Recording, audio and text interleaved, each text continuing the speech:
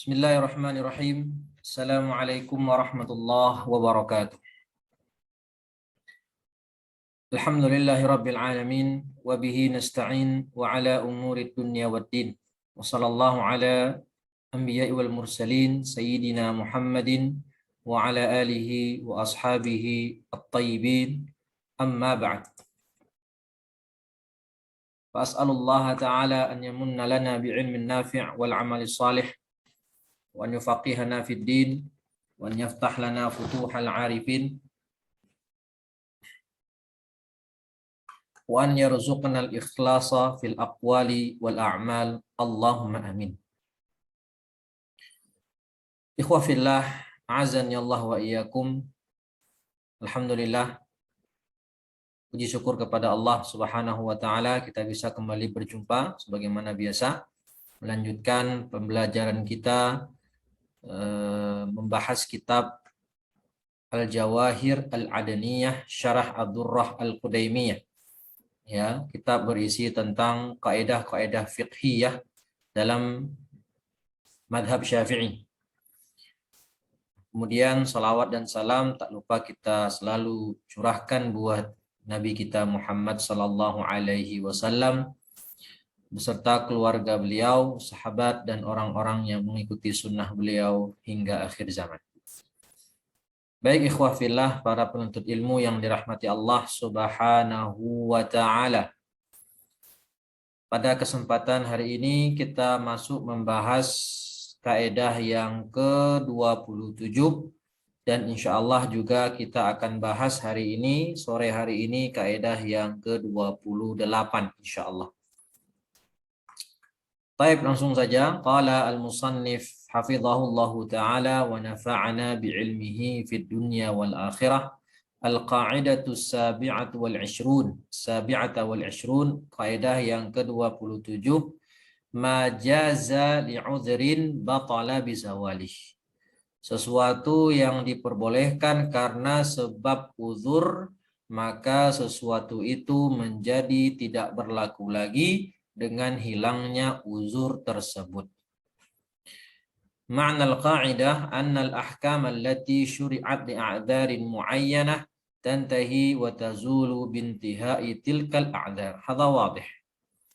Ya, ini makna kaidahnya kata beliau Syekh Labib, hukum-hukum yang disyariatkan karena uzur-uzur tertentu, maka hukum tersebut menjadi hilang, tidak berlaku lagi dengan hilangnya uzur tersebut. Li'anna jawazatil kal ahkam khilaful asli. Karena kebolehan hukum tersebut yang tadi dibolehkan karena uzur itu menyelisihi hukum asal. Ya, menyelisihi hukum asal atau azimah namanya. Ya. Fa idza zala sababuha 'adal aslu. Kalau uzur tadi telah hilang, maka hukumnya kembali ke asal. Ya, kembali ke azimah. Kembali ke hukum asal. Sebagaimana contohnya, seseorang boleh melakukan jamak dan qasar. Ya, melakukan atau mengqasar salat, qasrus salah ar-rubaiyah. Mengqasar salat yang 4 rakaat. Tatkala dia sedang safar.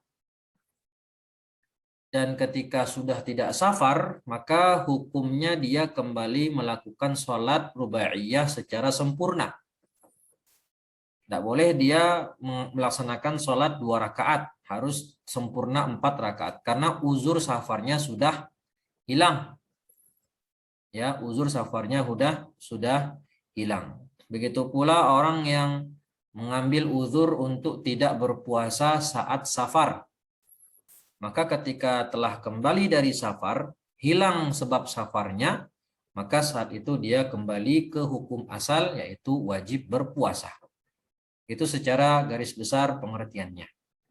Jadi sesuatu hukum yang dibolehkan karena uzur tertentu, hukum tersebut menjadi tidak berlaku lagi jika uzurnya telah hilang dan kembali ke hukum asal. Dalilnya apa? yumkinu an yustadallu ya an yustadalla li hadhihi al-qa'idati bil istishab. Ya, istishab itu hukum asal, ya, hukum asalnya istishab. Fa idza intaha al-'udhru intaha ma tarattaba alaihi. Ya, hukum asalnya kan tadi dia A, kemudian ada uzur menjadi hukumnya B. Maka ketika uzurnya hilang, kembali ke hukum asal, yaitu A. Hukum asalnya seseorang yang sudah muslim baligh mukallaf, muslim baligh akil atau seorang yang mukallaf, hukum asalnya wajib berpuasa Ramadan di siang hari. Tapi ketika dia sedang safar, safarnya tawilun mubah, maka saat itu boleh dia mengambil rukhsah untuk tidak berpuasa. Dan kalau dia sudah kembali ke negerinya, maka kembali lagi hukum asal itu, yaitu kewajiban berpuasa di bulan suci Ramadan. Wa tustashabu al-ahkamu al-asliyah. Nah, maka dikembalikan ke hukum asalnya kalau uzurnya telah hilang. Lalu bagaimana praktek kaidah ini? Beliau membawakan sekitar 4 contoh ya dari kaidah ini. Pertama, yajuzul mashul 'alal jabirah. Al-mashu 'alal jabirah. Nah, ini pertama. Masalah al-mashu 'alal jabirah. Kemudian juga at-tayammum. Begitu juga al-mashu 'alal khuffain. Ya, itu dibolehkan, disyariatkan. Bahkan mengusap di atas khuf itu hadis yang berkaitan tentang disyariatkannya mengusap di atas khuf itu hadisnya sampai derajat mutawatir. Karena lebih kurang ada 70 sahabat yang meriwayatkan hadis tentang disyariatkannya mengusap di atas khuf. Begitu pula di sini tayammum dan juga mengusap di atas jabirah atau perban. Madamat 'alal 'udwi. Ya, boleh mengusap di atas perban dan tayammum selama memang itu di anggota tayamum. Fa idza intaha 'udhruhu, dan jika orang tadi yang memakai jabirah sembuh dia, ya, atau air, kalau orang tayamum berarti dia menemukan air. Bi allam yatarattab dararun min naz'iha, atau tadi di sini masalah mashu al jabirah. Yang uzurnya kalau dia membasuh tangannya dengan air yang ada di anggota tayamum, membasuh tangannya dengan air maka bisa memperlama sembuhnya misalnya, atau membuat semakin parah penyakitnya. Maka selama itu membahayakan, itu uzur namanya. Boleh dia mengusap di atas jabirah. Tapi kalau itu tidak membahayakan sama sekali, boleh dia, kata dokter, boleh dia membasuh tangannya dengan air ketika berwudu, tidak mengapa, tidak ada bahaya. Bi an lam yatarattab dararun min naz'iha, kalau jabirahnya itu dicopot lalu si orang tadi tetap berwudu membasuh tangannya, maka kata dokter nggak berbahaya, nggak masalah, silahkan saja. Maka itu bukan uzur, nggak ada uzurnya lagi. Selama ada uzur, maka boleh dia mengusap di atas jabirah. Tapi kalau tidak ada uzur, misalnya mungkin dengan sembuh tangannya dan boleh lagi diusap dengan air atau dibasuh dengan air, maka harus dibasuh. Ya, wajaba naz'uha wa ghasluhu. Wajib dia mencopot jabirahnya tadi dan membasuh kedua tangannya. Atau orang tayamum, kalau dia sudah menemukan air, maka tidak boleh lagi bagi dia untuk menggunakan tanah atau turab. Begitu pula yang mengusap di atas khuf. Ya, bagi orang yang mukim itu mengusapnya 1 hari 1 malam. Sedangkan kalau musafir itu kan 3 hari 3 malam. Kalau waktunya selesai, intahatil muddah. Kalau muddahnya selesai, maka kembali lagi tidak boleh mengusap di atas khuf. Naam. Contoh kedua, yajuzu qasrur rubaiyah. Nah ini, qasrur rubaiyah fi safar at-tawil al-mubah. Nah, ini ada thalathata quyud. Ada 3 qaid, 3 syarat bolehnya mengqasar salat. Pertama, qasar itu kalau salatnya yang 4 rakaat rubaiyah. Maka kalau salat yang bukan 4 rakaat enggak boleh diqasar, seperti subuh dan maghrib. Yang kedua, bolehnya mengqashar sholat kalau safarnya itu safar tawil, kata Syafi'iyah.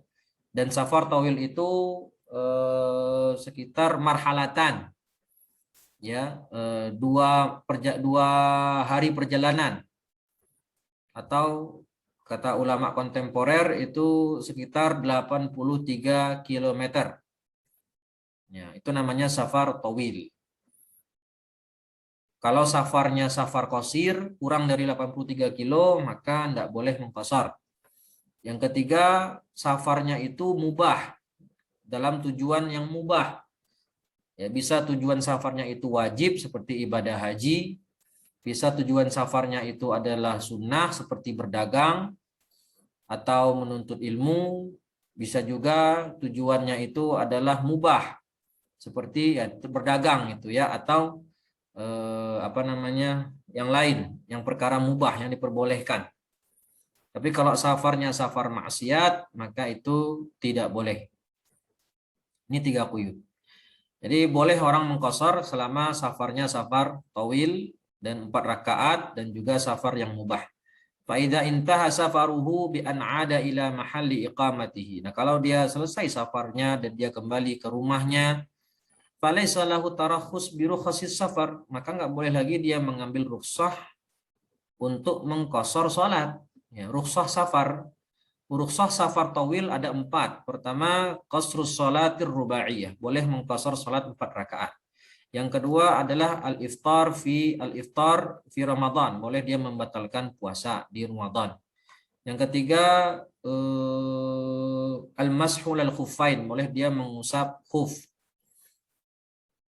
Yang keempat, al-jama', ya boleh dia menjama' salat. 6. Walidha 'addal fuqaha min syuruti tarakhus dawamul uzur. Oleh karena itu para ulama mengatakan syaratnya boleh seseorang itu mengambil rukhsah, dalam hal ini adalah rukhsah mengqashar salat, itu kalau masih ada dawamul uzur. Uzurnya tadi atau safar tadi di sini uzurnya itu masih ada dan belum hilang. Kalau hilang maka kembali ke itmam, yang tadinya 2 menjadi 4 lagi. 2. Yajuzu lil maridi alladhi yashuqqu alaihi shaumu an yuftir. Nah, ini marid. Al-marid yashuqqu alaihi shaum. Al-marid yashuqqu alaihi shaum.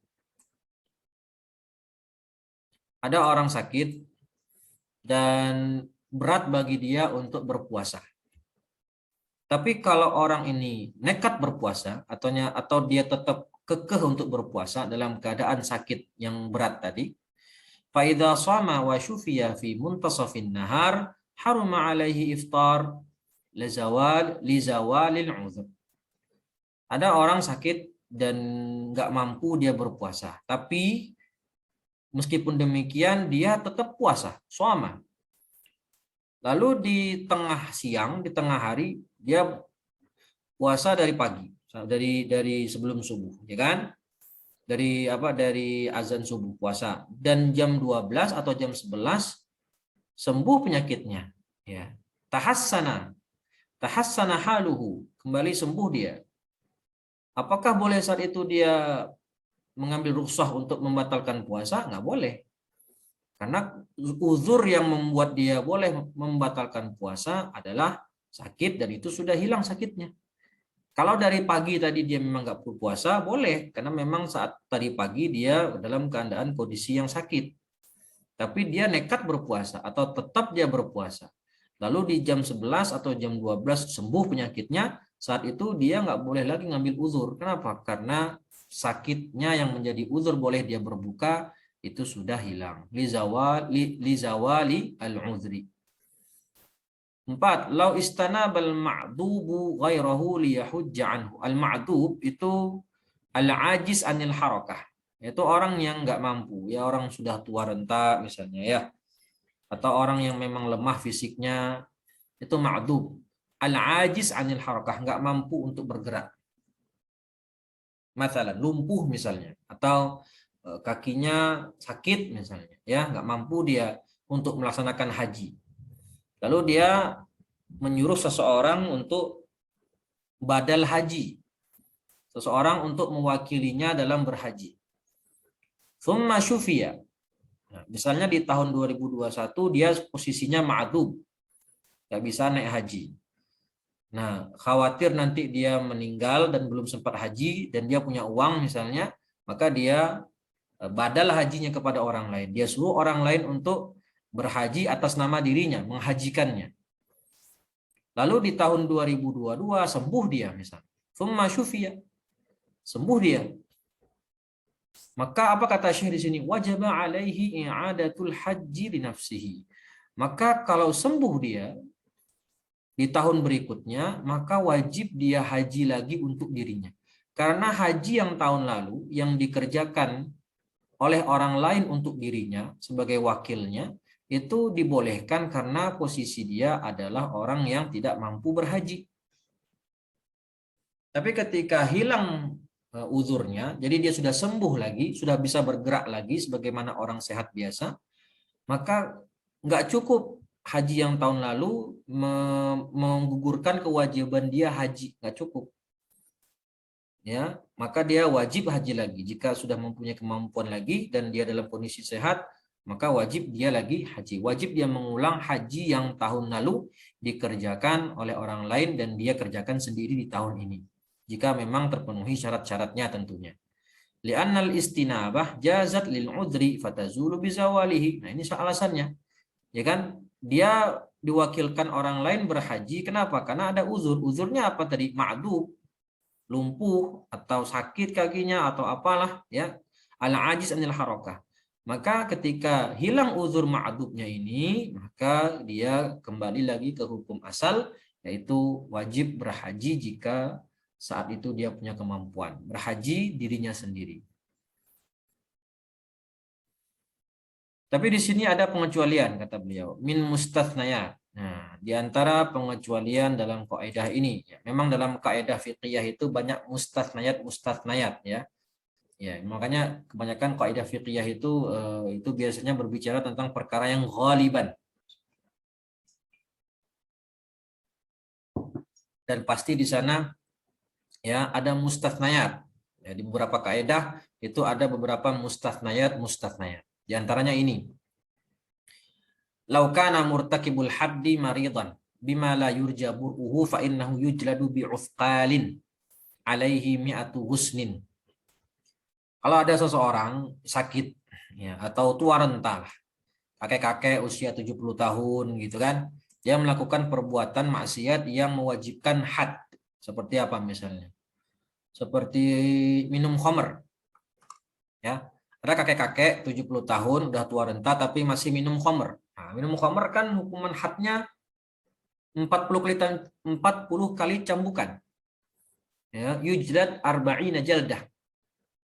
Sahih? Nah, ini kakek kalau kita cambuk dengan 40 kali cambukan sebagaimana biasanya bisa mati nanti. Dicambuk sekali 2 kali mati dia. Maka seperti ini bagaimana solusinya? Nah, di sini diajarkan. Maka orang tua renta ini ya tetap dicambuk tapi dengan cara lain. Jadi uskal itu apa ya? Di bawah itu apa katanya? Huzmatu a'wadin raqiqah. Ya apa ya? Ranting kurma gitu atau tandan kurma yang tipis-tipis, enggak sampai tebal-tebal, yang kecil tipis raqiqah. Ya ranting-ranting kecil. Ya, ranting kecil atau bahasa kitanya mungkin sapu lidi. Sapu lidi itu diambil 40 batang sapu lidi, kemudian diikat menjadi satu, kemudian dipukul 1 kali. Nah itu. Jadi ganti dari dicambuk 40 kali, diganti dengan diambil sebesar ranting sapu lidi itu diambil, diikat sebanyak 40 lidi itu kemudian diikat jadi satu, lalu dipukulkan 1 kali. Ya, dipukulkan 1 kali kepada kepada si orang tua tersebut yang melakukan perbuatan yang bisa mendatangkan had. Fa'in syufiya, nah tadi kan dia lagi sakit ya, atau orang tua atau orang sakit yang tidak diharapkan sembuhnya. Kalau di had malah bisa berbahaya, bisa membawa dia kepada kematian. Tapi ternyata sembuh gitu. Sembuh dia. Nah, apakah diulang jildnya, cambuknya? Apakah diulang? Kalau berdasarkan kaedah kan berarti uzurnya hilang. Kalau uzurnya hilang maka kembali ke hukum awal, yaitu dicambuk kan gitu. Tapi apakah diulang cambuknya? Syufiya fa in syufiya ajza'ahu dzalikal jildu wa la yu'ad. Di sini pengecualian. Jadi ketika dia sakit, maka hukuman cambuknya diringankan karena uzur, kemudian sembuh dia, maka tidak perlu lagi diulang hadnya. Kenapa? Lianna mabnal hududi ala dar'i kama taqaddam. Karena had itu kan al aslu fil hududi tudra' au tudfa'.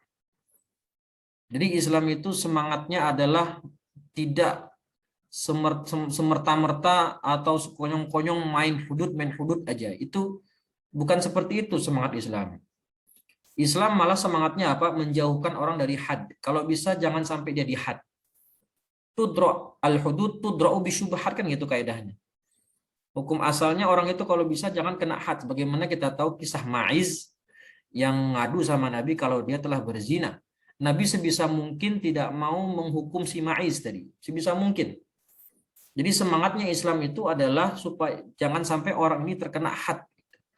Kalaupun telah melakukan perbuatan yang melanggar had atau melakukan perbuatan yang mewajibkan dia mendapat had, itu sangat berat hati gitu. Dengan berat hati ditegakkan.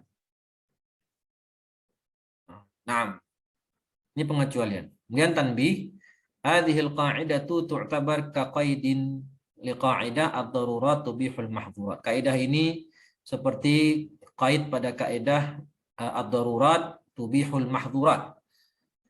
Perkara yang darurat itu membolehkan perkara yang dilarang. Li'annaha tubayyinu anna muddatal jawazi ta'atil mahdhur ma damatid darurah qa'imah. Fa idza zalatid darurah 'ala al-hadr walidha fa hadhihi al-qa'idatu qaribatun min qa'idah ad-daruratu tuqaddaru biqadariha. Ya hampir sama. Karena di sini kan diperbolehkan seseorang melakukan sesuatu yang dilarang, perbuatan yang dilarang selama keadaan darurat tadi itu masih ada. Keadaan darurat tadi masih ada. Tapi kalau sudah hilang daruratnya tadi, kalau hilang uzurnya, maka kembali ke hukum asal kalau perkara itu adalah dilarang. Ya, adal hadru. Kalau hilang darurat tadi, maka perkara tadi kembali menjadi haram. Karena dia diperbolehkan untuk melakukan sesuatu yang haram karena ada darurat. Kalau hilang daruratnya, maka perkara tadi menjadi haram kembali atasnya.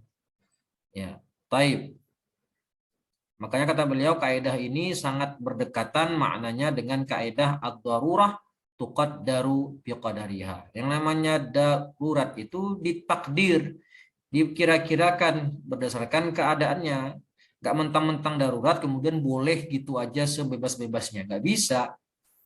Sebagaimana orang kelaparan dan dia tidak mempunyai makanan selain bangkai misalnya, atau makanan selain yang haram, atau kehausan dan tidak ada di dekatnya kecuali minuman yang haram. Kalau dia nggak minum dia bisa meninggal mati kehausan. Maka saat itu ditimbang daruratnya. Maka saat itu kalau memang tidak ada lagi minuman yang haram di dekatnya, selain minuman yang haram tadi, maka dia boleh meminum sesuatu yang haram tadi, khamr misalnya, atau arak, atau bir, sebatas menghilangkan hausnya sejenak supaya tidak mati. Jadi nggak langsung minum seteguk sampai satu botol habis, ya nggak bisa.